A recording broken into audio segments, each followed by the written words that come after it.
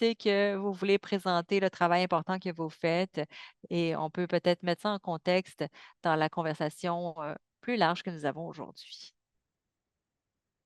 Bonjour tout le monde, merci infiniment de nous recevoir. Je représente le projet de recherche sur lequel nous travaillons. C'est une collaboration entre le réseau d'accès au logement des femmes et euh, c'est surtout des abris pour les femmes à travers le Canada et l'emplacement spécifique qu'on regarde, c'est en Ontario, dans la grande région de Toronto. Et c'est justement d'amener plus de connaissances aux femmes et leurs enfants quand ils ont de la violence entre partenaires intimes et qu'ils font face peut-être à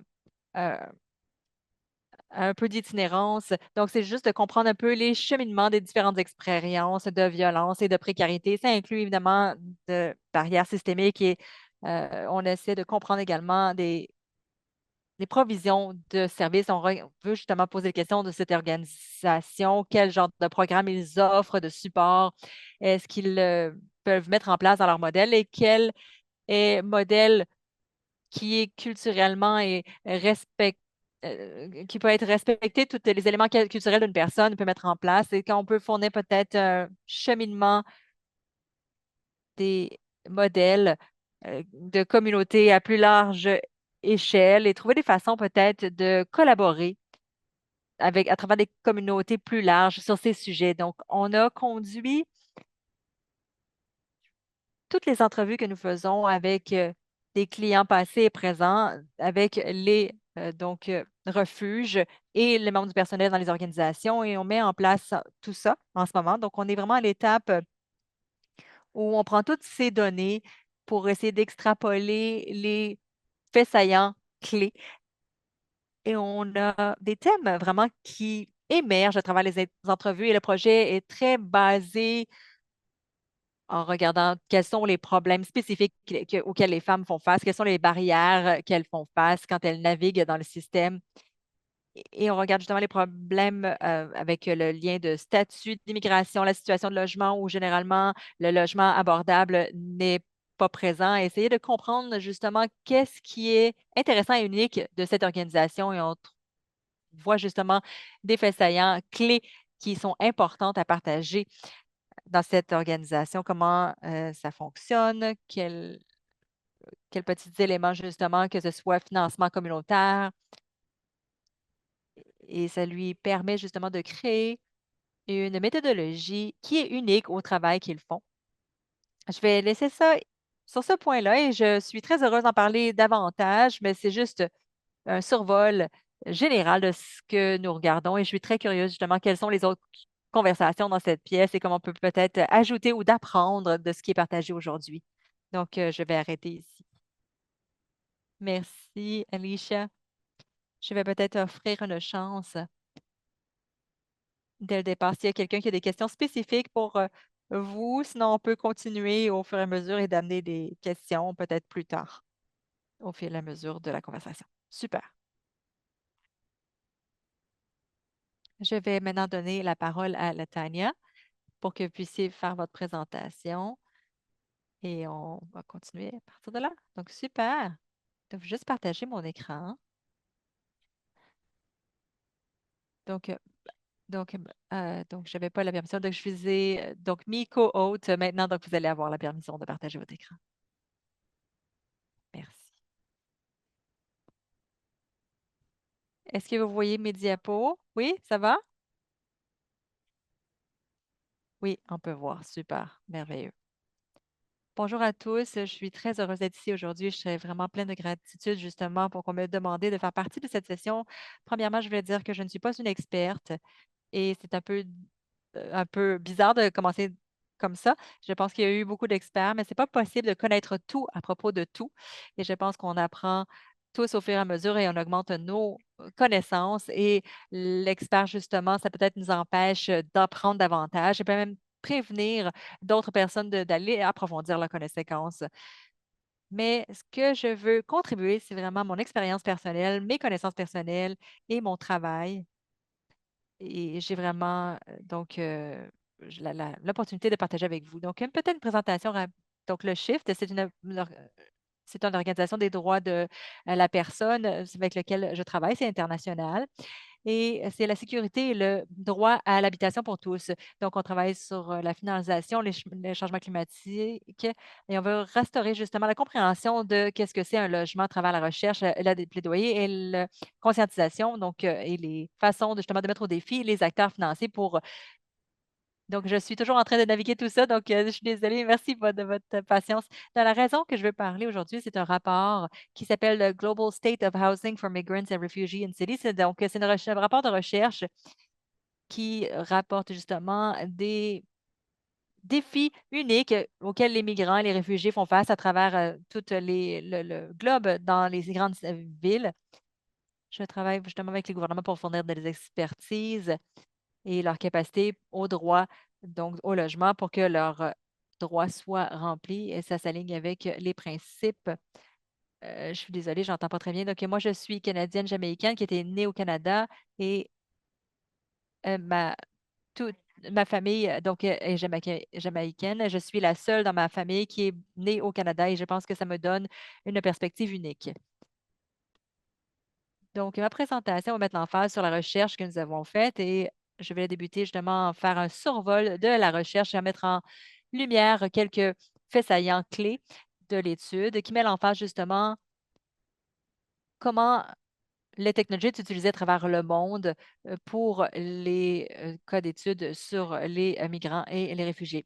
Donc, ma recherche est vraiment sur les lois internationales qui donc protègent les droits et la liberté des migrants et des réfugiés. Et ça, c'était essentiel justement pour que ce soit mis en lumière et de démontrer les différences entre les lois parce que dans les pays, on ratifie ces lois et les viole de façon simultanée. Donc, à l'écran, j'ai mis en lumière les lois clés justement pour qui encadrent les migrants et les réfugiés, qui spécifient aussi les prérequis, comment les pays devraient traiter ces personnes, comme la Convention de 1951 au statut de réfugié, qui est un traité international qui définit le terme de réfugié, qui établit leurs droits et également leurs responsabilités de l'État envers eux, ce qui inclut le droit à l'éducation, au travail, liberté de mouvement et de documentation, protection contre le fait d'être déporté. Donc, ça également l'article 14 ici qui donne tout le monde le droit de pouvoir avoir un asile dans d'autres pays pour ceux qui font face à la persécution et aussi la Convention internationale de protection des droits. Il y avait plusieurs qui allaient parler très rapidement, je suis désolée. Donc, le droit aussi au logement adéquat, donc c'était défini comme le droit de vivre en sécurité, en dignité et en paix. Et on trouvait qu'il peut y avoir de mauvaises conceptions, justement, qu'est-ce que c'est quoi le droit à un logement adéquat et qu'est-ce que ça veut dire. Donc, je veux juste dire de trouver justement ce qui est associé avec ça. Donc, c'est défini comme le droit de vivre en sécurité, en dignité et en paix. Et ça apparaît dans les documents fondamentaux du droit de la personne, la Déclaration universelle des droits de la personne en 1948 et euh, qui a été soumis pour la plupart des pays à travers le monde, incluant le Canada. Il y a également des législations donc, domestiques, la loi de stratégie nationale de logement qui reconnaît le droit de l'habitation au Canada et qui requiert à tout le gouvernement de travailler en collaboration, de protéger, de promouvoir et de remplir le droit de l'habitation et de réaliser leurs obligations et de donc mettre fin à l'itinérance. Donc, on utilise au droit de l'immigration, de droit de l'habitation, pardon, ça veut dire que c'est plus que quatre murs et un toit. Ça requiert justement que ce soit adéquat. Ce que ça veut dire, ça a été défini, que ce soit les. Donc, voyez ici les principes de qu'est-ce que c'est adéquat. Vous voyez la description de ce qui est abordable parce que c'est vraiment justement les autres sont moins compris comme terme. Donc, si on habite, si on parle location, donc emplacement, ça veut dire que ça doit être près d'opportunités d'emploi, près des services essentiels et d'avoir des infrastructures essentielles. Il devrait y avoir au moins des services qui sont nécessaires pour la santé et le bien-être. Ça inclut le chauffage, l'électricité, l'eau et donc les eaux usées. Donc, ça devrait être également adéquat au niveau culturel qui prend en compte qui prend connaissance de l'expression de l'identité culturelle. Donc, avec notre climat, donc évidemment, ça doit être durable et ça doit justement faire défense et être et pousser au changement climatique. Donc, ce qu'on comprend justement, ce sont des méthodes, par exemple, comment les gens font l'expérience de l'itinérance dans des conditions, donc sous les normes. Donc, c'est pas acceptable dans une société que les logements ne rencontrent pas vos besoins de base parce qu'ils sont itinérants, parce qu'ils ne sont pas des citoyens ou parce qu'ils sont dans une certaine catégorie et leur accès aux droits humains est conditionnel. Ça ne devrait pas être dépendant au statut légal. Alors, je vais lister quelques faits et chiffres que nous avons inclus dans notre rapport.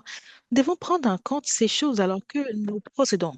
En mai 2024, 120 millions de personnes dans le monde ont été déplacées par force. C'était le niveau le plus élevé avec 60% des réfugiés et 80% des personnes déplacées à l'interne dans des régions urbaines. On a aussi déclaré que le nombre de personnes déplacées s'est doublé au fil de la décennie passée et qu'un millier de personnes pouvaient être déplacées dans les 10 prochaines années en raison des conflits, entre autres. Sur la base des données et des rapports consultés, nous avons conclu que les migrants et les populations déplacées sont très souvent dans des conditions de logement inadéquates. Et ces personnes font face aux défis considérables lorsqu'ils et n'ont pas accès au logement abordable et adéquat. Ces migrants doivent être dans les tentes ou trouver des abris dans les logements abandonnés. Plusieurs logements n'ont pas de sécurité ou des choses de base comme les cuisines et ils sont dans les endroits qui ne leur donnent pas accès aux soins de santé et ce sont des exigences et des choses nécessaires. En, en 2022, les réfugiés, les demandeurs d'asile et plusieurs personnes dans des situations précaires n'avaient pas l'accès au logement adéquat. Cela vient de l'Institut de politique sur l'immigration. Et maintenant, la Commission des Nations Unies pour les réfugiés signale que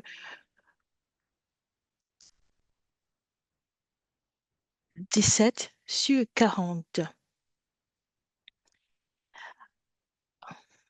L'interprète s'excuse, la phrase a été manquée lorsqu'il s'agit de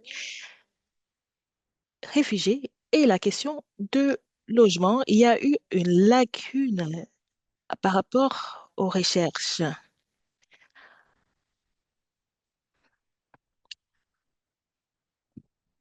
L'interprète s'excuse, le son de l'orateur n'est pas assez clair.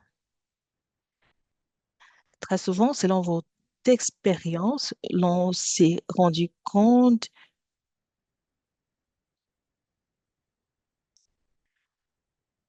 bien qu'il y ait des données disponibles sur plusieurs choses et sur la migration, il n'y a pas eu assez de données sur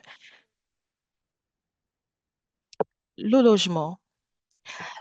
L'interprète s'excuse, mais le son de l'oratrice n'est pas assez bon pour l'interprétation. Nous avons mené des recherches sur le droit au logement adéquat. Un rapport a été publié sur le logement pour les migrants. Je n'ai pas eu l'occasion de lire le rapport publié récemment, mais j'espère que le rapport pourrait m'aider à avoir plus de connaissances sur le logement des migrants.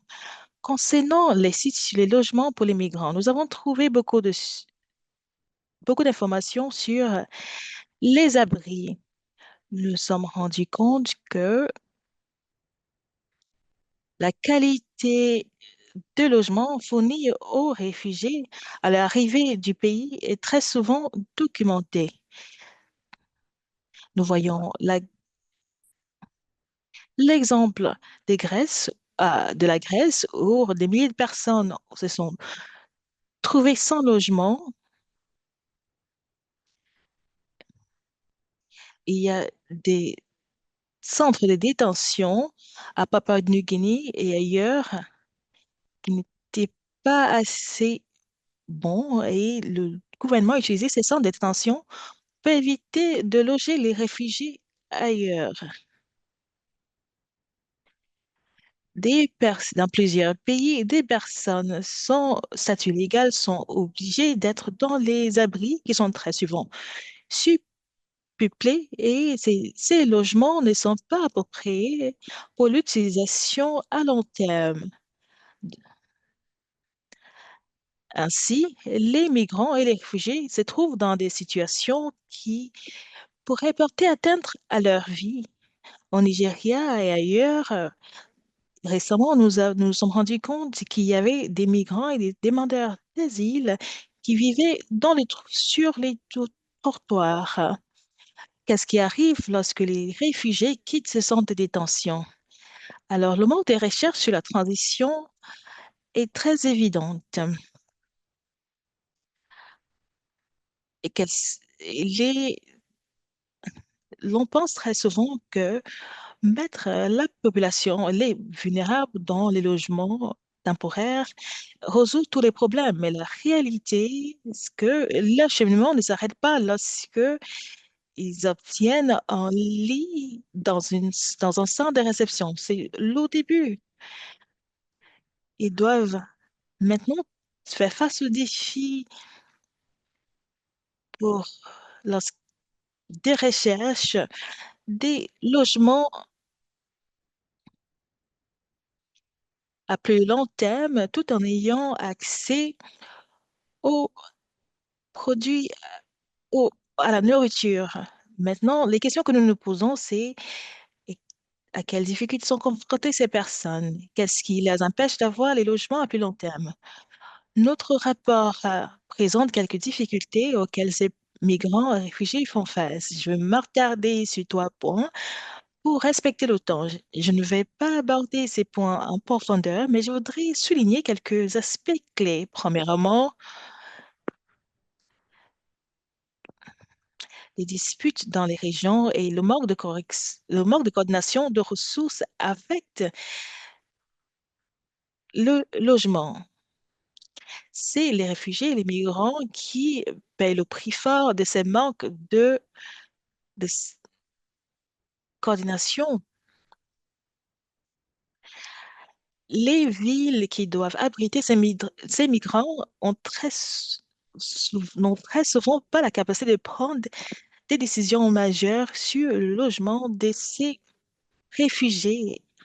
Nous voyons cela dans des villes comme Toronto, Montréal et Vancouver qui accueillent plus de la moitié des migrants.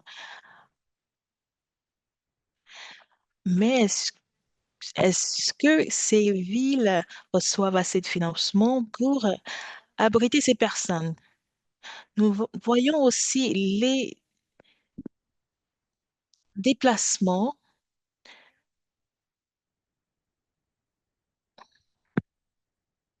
et nous sommes au courant de ces situations, mais nous ne parlons pas très souvent, nous ne parlons pas toujours de la façon dont les crises financières affectent le logement.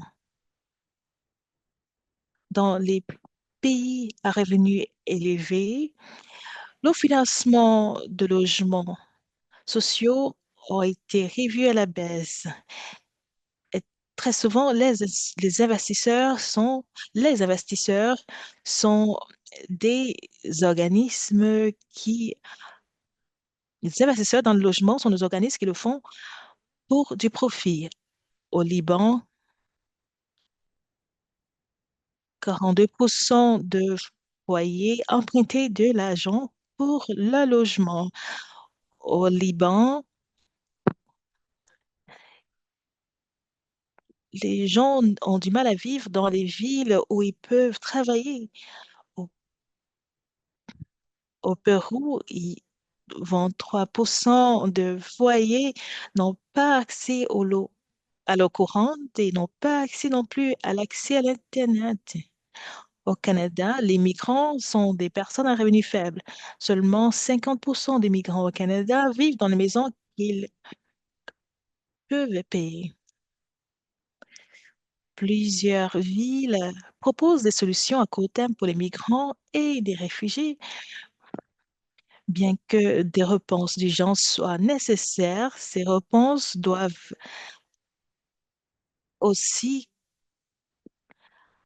proposer des logements abordables à plus long terme.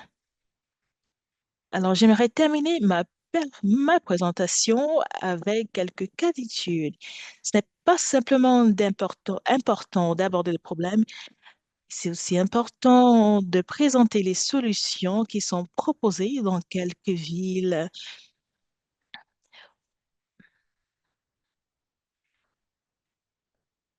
La- Alors, premier exemple, l'utilisation des ressources existantes pour augmenter l'accès au logement. Très souvent, il ne faut pas des investissements massifs. Prenons l'exemple à Colombie, où environ 100 000 Colombiens sont des réfugiés. Cela a mené à l'instabilité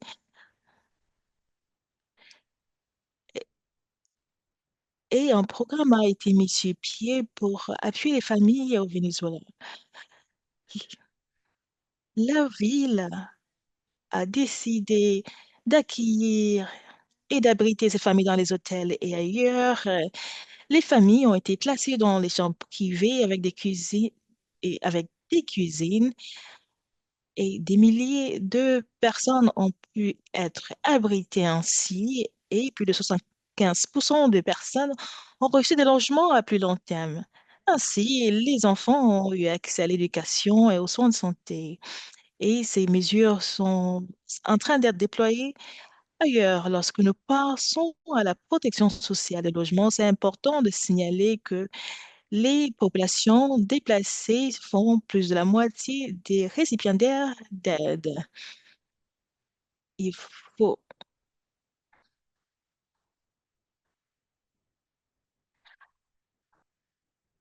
au Royaume-Uni, il y a des milliers de personnes sur les listes d'attente pour le logement et juste seulement 45 000 logements sont disponibles par an.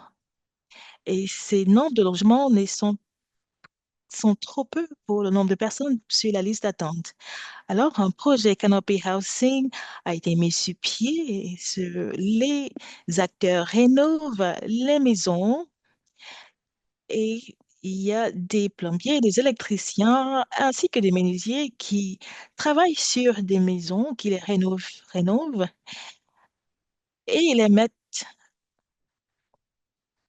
à la disposition de personnes en situation d'itinérance. Les maisons sont à moindre coût et il n'y a pas de dépôts nécessaires. Alors, maintenant, nous allons parler des initiatives de construction de logements pour les migrants. Même dans un pays aisé comme le Canada, avec des lois fermes sur le travail, il y a des difficultés de logement et nous devons protéger les, ces migrants. Un exemple, c'est la Californie où 6 000 travailleurs migrants ont des problèmes de logement. Alors, pour s'attaquer à ce problème, une organisation en Californie a bâti 101 unités avec une bonne efficacité énergique pour des foyers ayant des revenus faibles. Alors, c'est un complexe à consommation d'énergie nulle avec l'accès aux jardins communautaires, l'accès aux écoles et les boutiques. Ce projet a été facilité par des politiques et les promoteurs ont aidé à financer ce projet. Le ministère de l'Agriculture des États-Unis qui subventionnent les loyers pour plusieurs dizaines d'années et a aussi aidé dans la- l'achèvement de ce projet. Les migrants ont les droits, ils ont aussi les droits au logement. Les citoyens et les non-citoyens ont le droit au logement.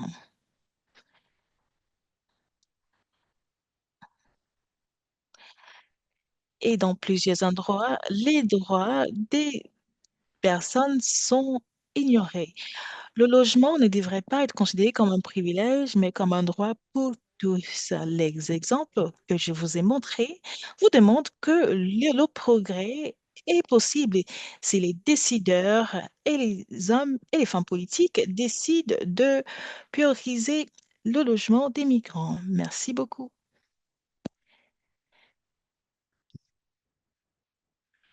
Merci, Lotania. C'était excellent. Alors, j'attends que le prochain présentateur partage son écran. Est-ce que vous avez réussi à partager votre écran, Kelly?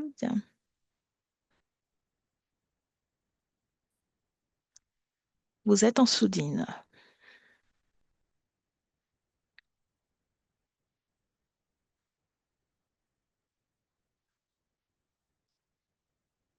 Est-ce que je prononce bien votre nom? Oui, Claude.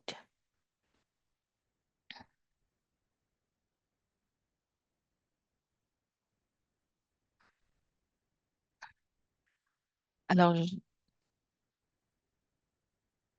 je veux agrandir votre image à l'écran maintenant. Très bien. Merci à tous. Je m'appelle Claude Beck.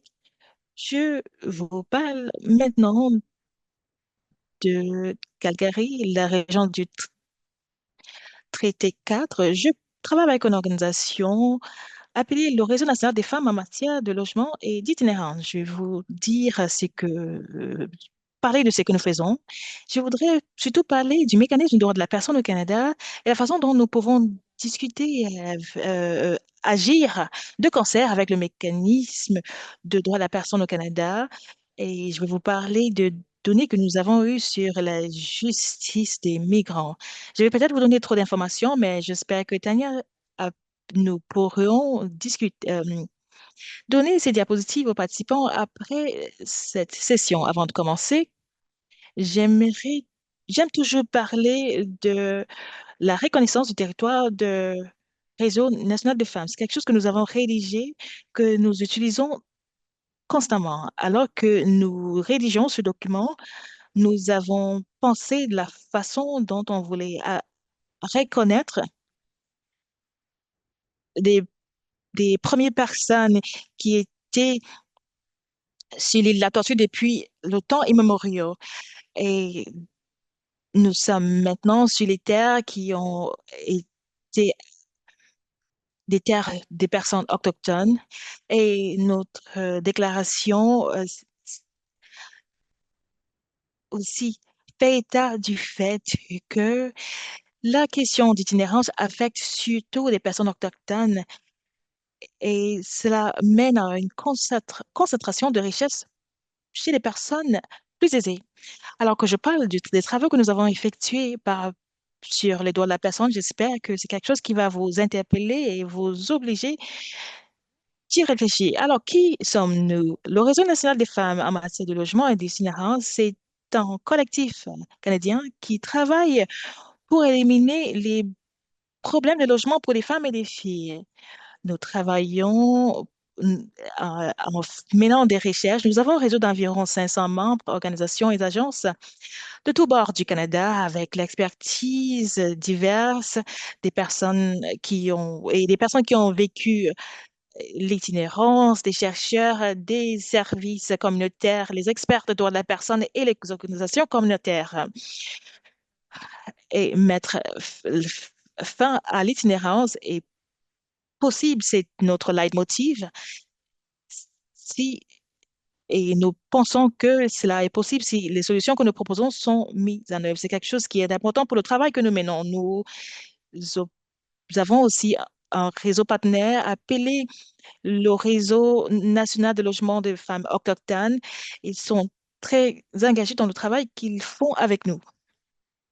Le travail que nous faisons, particulièrement le travail que nous faisons concernant le droit de la personne au Canada, découle de la loi sur le logement, le logement de 2019 qui avait pour but de mettre fin à l'illégalité dans le logement et qui avait pour but de reconnaître le logement comme étant une partie intégrante de la dignité de la personne afin d'avoir les communautés inclusives. Cela est aussi ancré dans dans le droit de la personne, tout comme la Convention internationale sur le droit de la personne qui stipule que le logement devrait être un droit de la personne. Et cet engagement a pour but de s'attaquer aux crises de logement au Canada. Lorsque nous étions en train de rédiger et formuler notre déclaration de droits de l'homme, nous nous sommes basés sur cette disposition qui existe maintenant dans la loi canadienne. En vue de cette loi historique, nous avons rencontré nous avons rencontré des personnes dans la communauté et travaillé en vertu de la loi sur le logement national. Alors, le Réseau national des femmes en matière de logement et d'itinérance a organisé une réunion en 2022 et rédigé une déclaration historique des droits de la personne en soulignant les violations aux droits de la femme et des droits des personnes déjà diverses au Canada. Nous avons soumis ces- cette réclamation avec la réclamation de nos réseaux partenaires qui travaillaient sur les, les injustices auxquelles étaient confrontées les femmes et les filles autochtones. Nous avons présenté ces réclamations au gouvernement. Alors, ce que nous avons articulé dans cette réclamation, c'était euh, les l- lacunes du gouvernement fédéral lorsqu'il s'agissait de la question de logement et de l'itinérance. Et surtout parce que ces problèmes affectaient des personnes déjà marginalisées. Nous avons reconnu que les femmes et les personnes marginalisées étaient coincées dans des situations difficiles et que cette situation difficile a coûté la vie à certaines personnes tout en éliminant la dignité de certaines autres personnes. Nous avons déclaré que les politiques coloniales continuaient à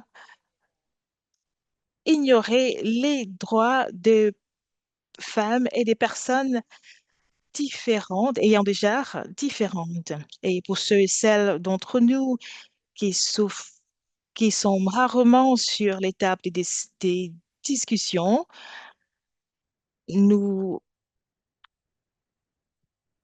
nous faisons face à ces situations, nous voyons la baisse de logements et nous observons les décideurs qui ne nous écoutent pas.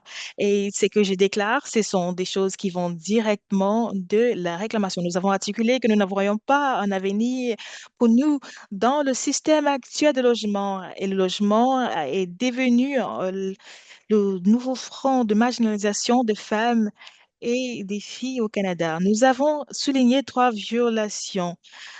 Le fait que les logements adéquats et les logements abordables n'ont pas été fournis et deuxièmement que les femmes et les personnes des genres diverses ont été marginalisées, entre autres. Nous avons parlé de la façon dont la stratégie nationale de logement gouvernait la distribution de logements au Canada et comment ces procédures ont adopté des procédures discriminatoires. Nous avons déclaré comment les programmes de financement et les programmes majeurs de financement n'ont pas aidé des personnes qui étaient dans des des foyers à revenus faibles et qui avaient besoin des logements abordables. Nous avons surtout parlé de foyers des mères célibataires. Nous avons aussi parlé de foyers des réfugiés et des nouveaux arrivants. Des- Nous avons parlé du fait que la stratégie nationale du gouvernement n'a pas réussi à sortir ces personnes de la pauvreté ou des situations de logement précaires. Nous avons aussi signalé que les personnes marginalisées et les personnes de genres diverses font face à ces situations d'itinérance en raison de violences, ce qui indique une violation à leur droit de logement. C'est aussi le résultat d'une étude menée par le réseau national qui indique que très souvent, les femmes et des personnes de genres divers perdent leur logement en raison de séparation et il n'y a rien dans le gouvernement qui aborde correctement cette situation. Nous avons aussi parlé de familles dirigées par les femmes et des personnes, des gens ayant des genres divers qui ont du mal à avoir accès à ces logements. Nous avons aussi parlé de la façon dont des personnes noires, autochtones, racialisées, des personnes ayant des handicaps, les personnes de LGBT+, et autres groupes souffrent des manques de logements dans le marché. Concernant le contexte de la discussion aujourd'hui, j'ai des recherches, des résultats des recherches dans les diapositives qui suivent qui vont parler de migrants, du genre et le logement. Nous avons parlé des lacunes du gouvernement lorsqu'il s'agit d'éliminer l'itinérance chez des femmes et des personnes des genres diverses. Nous avons parlé de la façon dont le gouvernement du Canada n'a pas réussi à adopter une stratégie cohérente pour mettre fin à l'itinérance chez les femmes et les personnes ayant des genres divers. Il n'y a pas des matrices, il n'y a pas des indicateurs et pour évaluer le progrès. Nous avons aussi signalé comment l'itinérance chronique ne reflète pas forcément les réalités des familles dirigées par des femmes et des familles des personnes ayant des genres différentes. Et ces données du gouvernement ne prennent pas en compte ceux qui sont en train de vi- vivre dans les canapés des autres et qui demandent des aides d'ailleurs. Toutes les politiques dans le gouvernement, du gouvernement définissent l'itinérance, mais ne prennent pas en compte les autres types d'itinérance auxquels sont confrontées ces femmes et des personnes de genres diverses.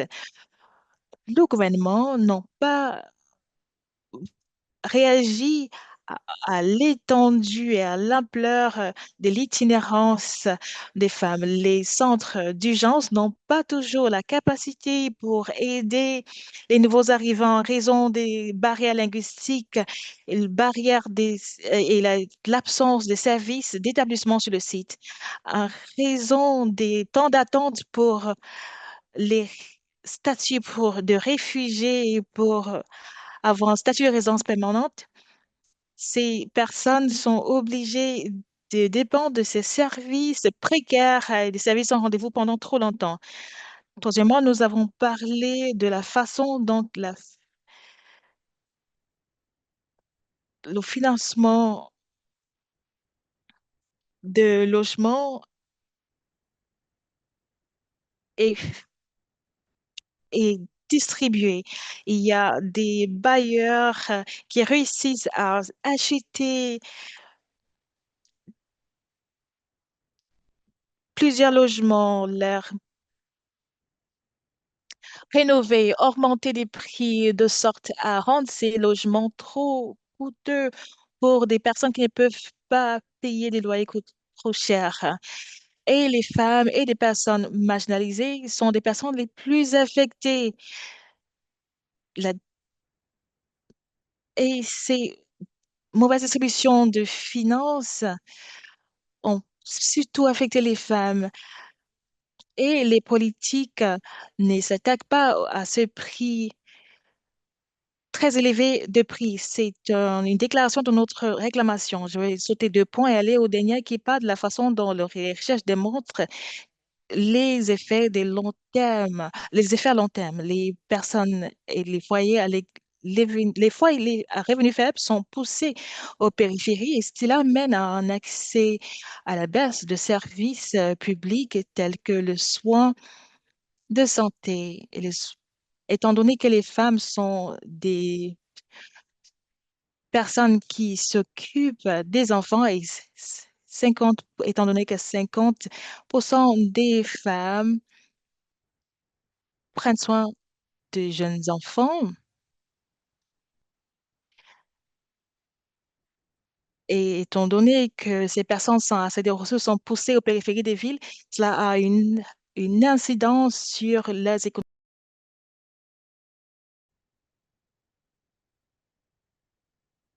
Très rapidement, j'aimerais vous offrir un survol de la recherche que nous avons recueillie en matière de la justice en habitation de gens de migrants. J'aimerais noter que c'est vraiment recueil de la recherche qui a été menée au cours des dernières des années qui a mené à sa publication en 2020. Puis qu'est-ce qu'on continue à identifier? C'est le point suivant. Il y a vraiment une pénurie de recherche en matière de l'intersectionnalité et du fait d'être un État précaire et ou des expériences qui ont été impactées par l'identité de genre et comme leur accès à l'habitation est aussi impacté.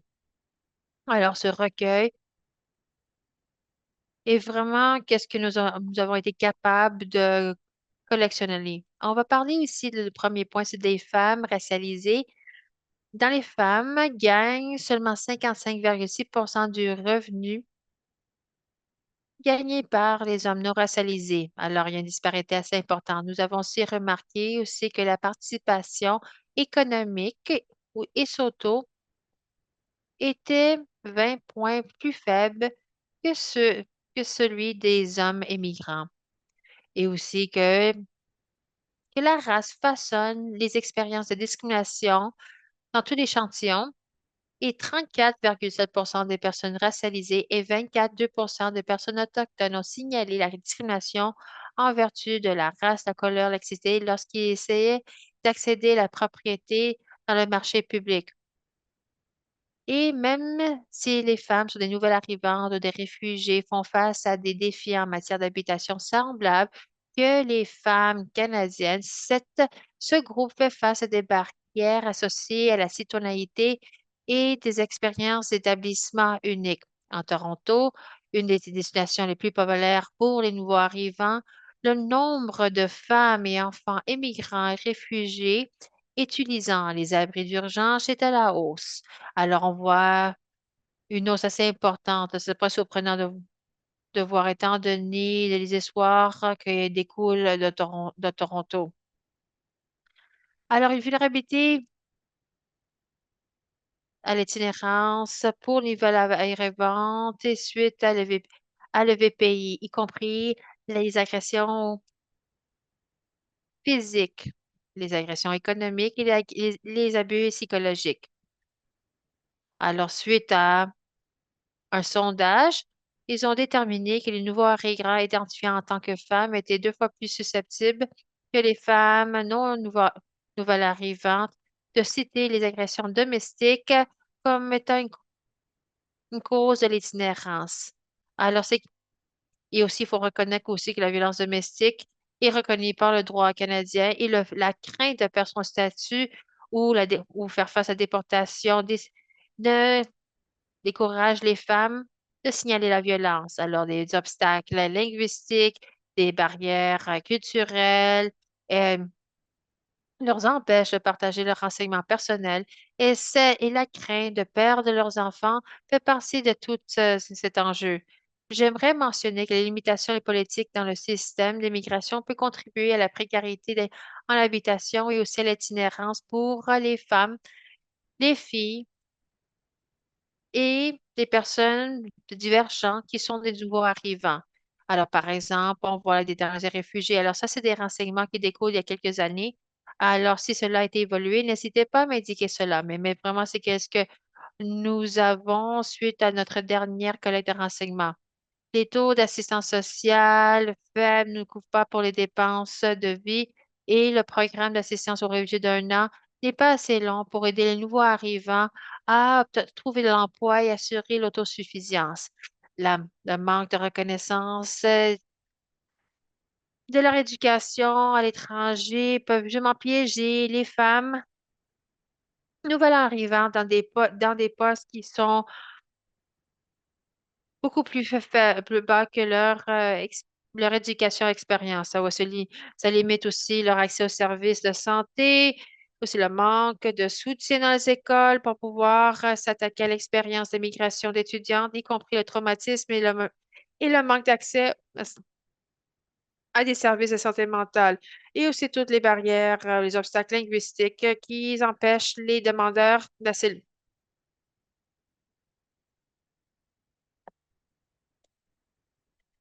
Alors, justement, les services d'établissement travaillent en silo. Il n'y a pas beaucoup.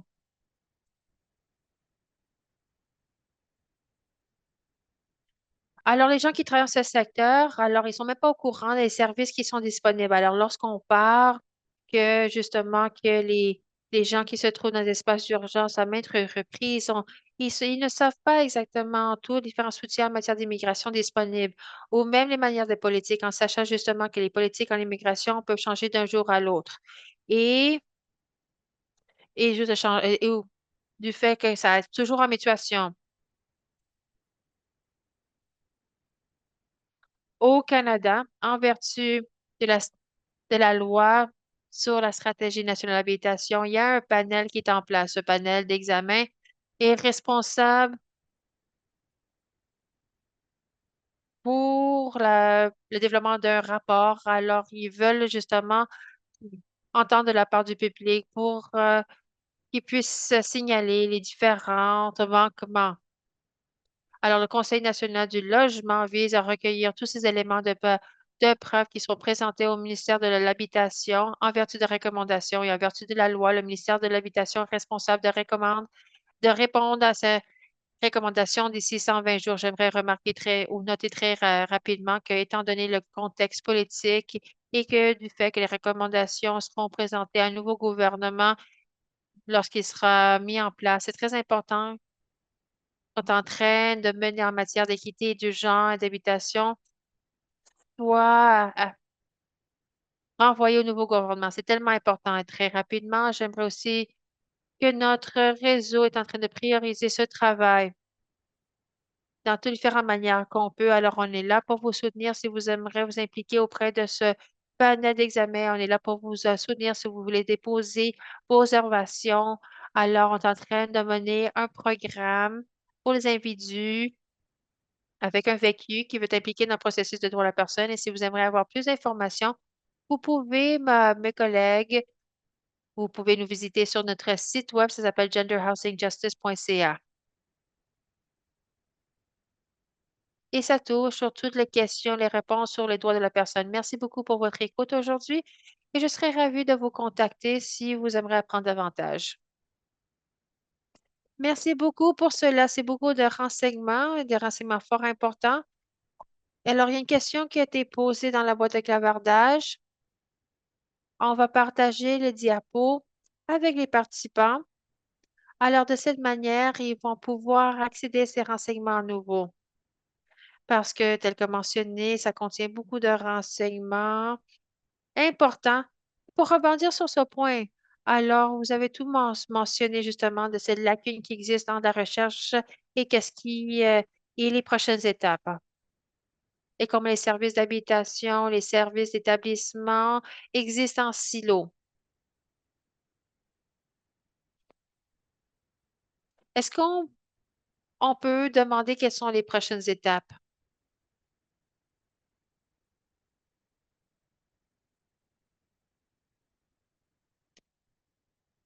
Est-ce que vous avez de la collaboration de manière intersectionnelle? C'est une question pour les participants et nos panélistes. Alors, les participants et participantes, si vous souhaitez prendre la parole, n'hésitez pas à lever votre main en utilisant la fonctionnalité ou en utilisant la boîte de clavardage. Tania, vous avez offert des exemples à mondial. Alors, il y a des initiatives qui ont été fructueuses en offrant de l'habitation abordable. Dans votre recherche, est-ce que cette lacune a été comblée entre la recherche et l'action? Pour répondre à cette question, en matière de la collaboration sectorielle, lorsqu'il est en train de faire cette recherche, il y avait beaucoup d'exemples. Alors, les OBNL ont joué un rôle assez important, que ce soit l'approvisionnement des services ou d'encourager le gouvernement de travailler avec eux, de pouvoir leur soutenir pour offrir un accès plus accru en matière de la recherche et la pratique de travailler ensemble, de pouvoir combler cette lacune. Nous avons identifié les obstacles suivants. Avoir des fois la recherche refléter qu'est-ce qui se passait lorsqu'on parle de l'immigrant et la relation, qu'il y a beaucoup de culpabilité sur les migrants lors de l'habitation temporaire, parce que ça, c'était la pratique, parce que la pratique suit la recherche. Alors, il y a besoin beaucoup plus de recherche qui examine le vécu des migrants lorsqu'ils essayent d'accéder à l'habitation. Et cela pourra avoir une incidence ou influencer la pratique. Merci beaucoup. Merci. Alicia Okudul, est-ce que vous souhaitez ajouter quelque chose?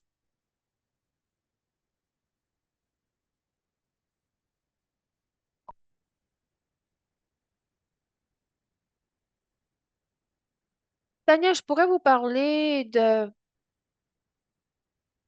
d'un obstacle pour pouvoir comprendre qu'est-ce qui se passe, surtout d'une perspective de genre. Il y a très peu de données qui existent en matière des expériences intersectionnelles des personnes et divergences, malgré le volet ou si ils sont pas documentés. C'est très difficile de comprendre la conjoncture pour comprendre quels sont les défis. Quels sont les services qui sont le plus utiles?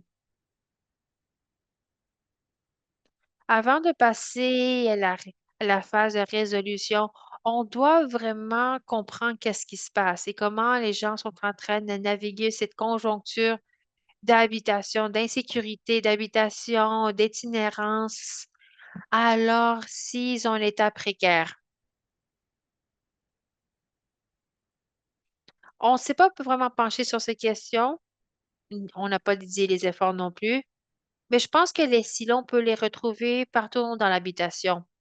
Parce que l'habitation, c'est quelque chose qui est transversal à travers les différents paliers du gouvernement, puis c'est financé par différents paliers du gouvernement. L'immigration, c'est 100% fédéral. Mais lorsque vous parlez de la violence à l'encontre des enfants, la violence à l'encontre des femmes et ces services connexes sont financés par les paliers provinciaux, territoriaux. Il pourrait y avoir des lacunes non seulement en différents paliers gouvernementaux, mais aussi dans d'autres manières. Alors peut-être ils sont même pas au courant que cela s'est en train de se produire. Pour rebondir sur cela, il y a aussi des lacunes dans la compréhension. Il y a cette hypothèse que lorsque que les migrants, leur documentation, tout change. Mais les migrants qui avaient justement un statut légal deviennent beaucoup plus vulnérables lorsqu'ils passent justement à l'habitation indépendante. Et en effet, ça a un impact à court et long terme. Parce que c'est quoi vraiment l'habitation transitoire? Ça ne met pas justement à l'habitation stable, mais ça remet en question justement que le statut juridique met l'habitation sécurisé comme on le sait, c'est beaucoup plus complexe. Alors, c'est qu'est-ce qui s'est produit au Royaume-Uni, mais aussi dans d'autres parties du monde. Alors, il y a toute cette notion que qu'est-ce qu'on comprend ou qu'est-ce qu'on pense qui se passe sur le terrain et pas nécessairement en train de se produire. Alors, comment on peut s'assurer que justement, ça fait partie de la littérature et de cette manière, ça va mieux influencer et façonner nos politiques? Alors, la recherche qu'on est en train de mener présentement, en train d'utiliser notre organisation et les différents services qu'on est en train de mettre en place pour répondre aux différents besoins des communautés racisées, c'est assez unique. Alors, juste un des domaines qu'on essaye de comprendre, c'est comment les organisations financières communautaires sont capables d'exister sans un soutien gouvernemental. Je pense que c'est fort utile. Je pense que ça a besoin d'être mis en lumière parce que ça offre aussi des possibilités pour différentes manières que les programmes peuvent être élaborés pour répondre aux besoins de ces groupes. Alors, je pense que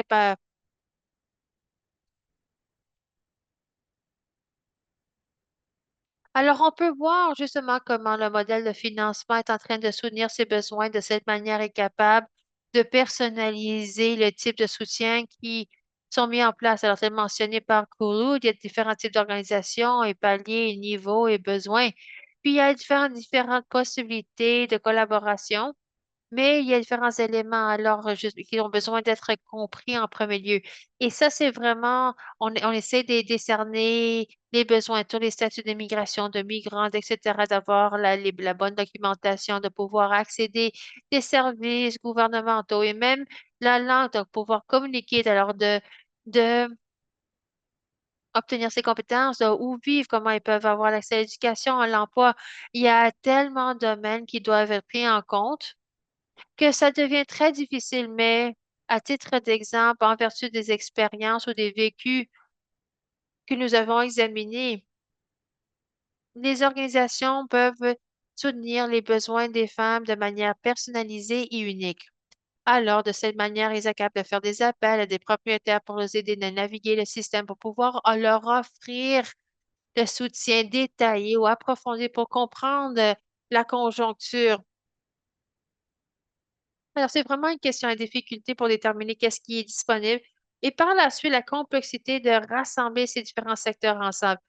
Mais je pense que le travail de Home en matière d'abri et faire un excellent travail pour pouvoir bâtir ces relations communautaires, mais toutes les aphobies rendent ces collaborations difficiles, alors des discussions qui doivent avoir lieu. Et il devient un leader en nouant des relations avec d'autres abris, en offrant justement cette éducation en matière des besoins et comment le modèle pourrait être développé pour mieux soutenir ces femmes. Alors, juste des réflexions aléatoires que je voulais partager avec vous. Merci beaucoup pour cela. Je pense que c'est tout fort pertinent. Je suis consciente de l'heure. Est-ce que vous avez des derniers commentaires? N'hésitez pas à le faire présentement.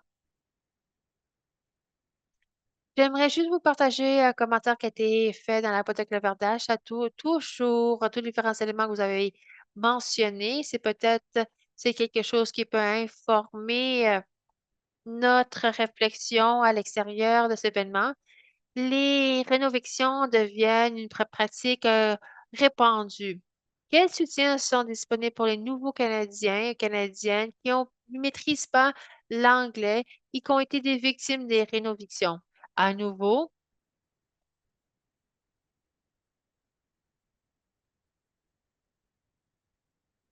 suite à vos expériences dans le monde de le logement et de la maîtrise de la langue, je pense qu'il y a beaucoup à aborder. En matière de protection des locataires, c'est déjà très difficile.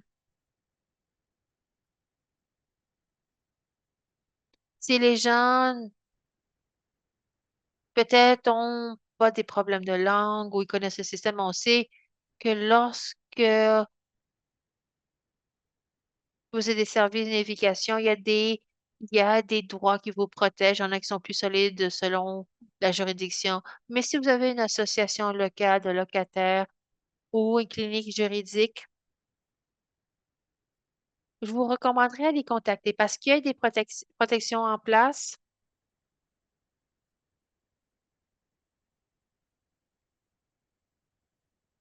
En matière des nouveaux arrivants et arrivantes, lorsque vous recevez votre avis d'éviction, vous avez cette crainte que vous allez perdre votre hébergement. Et à moins que vous savez que vous pouvez recevoir des conseils en matière de vos droits, votre réponse va être, oh mon Dieu, j'ai besoin de trouver un nouveau logement. Lorsque les programmes de rétablissement sont sous-financés, même s'ils essayent de leur mieux. Mais il y a tellement de renseignements en matière de droit et l'accès de la justice et ça ne fait pas nécessairement partie de la programme de rétablissement. Et c'est tellement essentiel d'avoir ces compétences parce que ça mène justement au fait que les gens sont coincés. Alors, les gens qui se retrouvent dans des situations de violence, des fois, ils ont pas les connaissances ou les renseignements. Alors, ça, c'est quelque chose que je pense que c'est un domaine où les services d'habitation, les services d'établissement pourraient travailler ensemble pour offrir des campagnes ou des programmes de sensibilisation en matière de droit, différents services juridiques à leur disposition, etc. Les rénovations, c'est un autre programme ou un problème systémique beaucoup plus large, puis on pourra en parler davantage.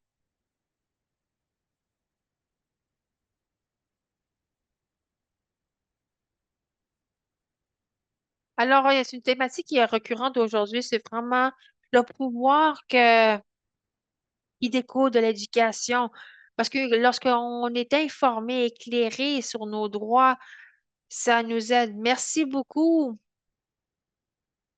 pour ce partage de recherche de renseignements. Nous allons partager les diapos avec l'auditoire et si vous avez des liens, n'hésitez pas à me les partager. De cette manière, je vais pouvoir les partager à toutes les personnes qui se sont inscrites aujourd'hui. Alors, c'était l'appel pour les participants à la recherche ou... Non, c'était sur les droits de la personne, mais je vais vous partager cela. Participants et chers panélistes, j'aimerais vous remercier. Je l'ai mentionné pendant toute la journée. Mais s'il vous plaît, prenez le temps de compléter le questionnaire. Même si vous avez assisté à plusieurs séances, s'il vous plaît, le complétez uniquement une fois. On va passer à une